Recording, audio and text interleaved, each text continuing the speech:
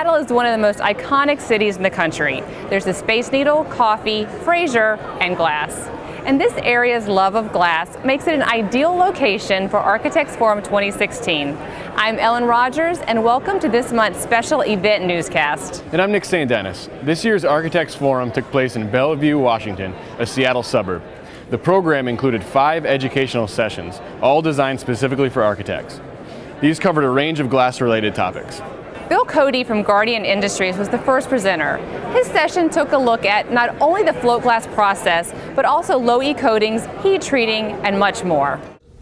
After it's melted, it flows into the tin bath, which is floating on a bed of tin, hence the term float glass. Alistair Pilkington invented the process, went away from cast and all of that back in '59. Where he figured out a way to have this glass float on a bed of molten tin.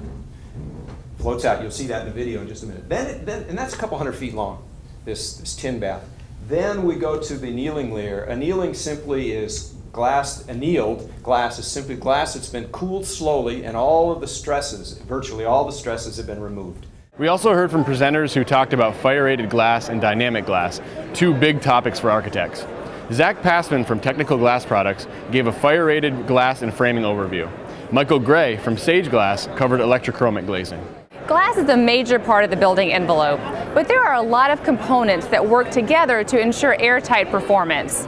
Stanley Yee from Dow Corning spoke about the role air barrier systems play in reducing building air infiltration. We really talk about providing continuity of the entire envelope, from the foundation all the way up the wall, across the roof, and back down the other side, just to be able to wrap it all, to provide that continuity. And in very simple terms, we'd be surprised at how easy it is for us to map and visualize uncontrolled air infiltration pathways in a standard wall. We also had the chance to hear from Tony Thurett from Quanex Building Products. Tony spoke about structural silicone spacers and sustainable window design. During breaks, we spent some time talking with attendees who told us what they've learned from the event. I actually felt they were all very interesting, and all the presenters were very engaging. So I was excited to hear all of them so far. Since we do modern architecture, we like to have big glass. And then we also, in Architects for Developers, they don't always want to spend top dollar to have a steel frame.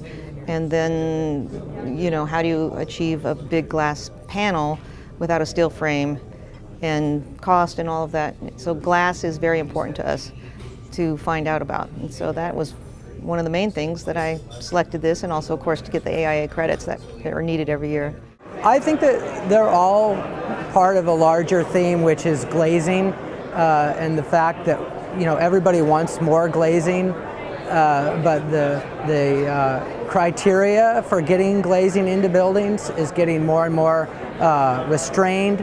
And so I just think that the whole package of trying to deal with that conflict between higher performance and how to achieve that and still maintain some affordability is critical. And so that was my main takeaway is that, you know, the industry's working really effectively, I think, at maintaining that you know, performance that we're all looking for.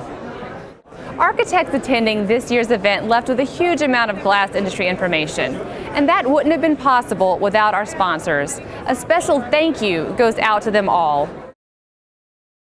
Plans are already in the works for Architects Forum 2017, which returns to Long Island March 30th in conjunction with Glass Expo Northeast in Huntington, New York.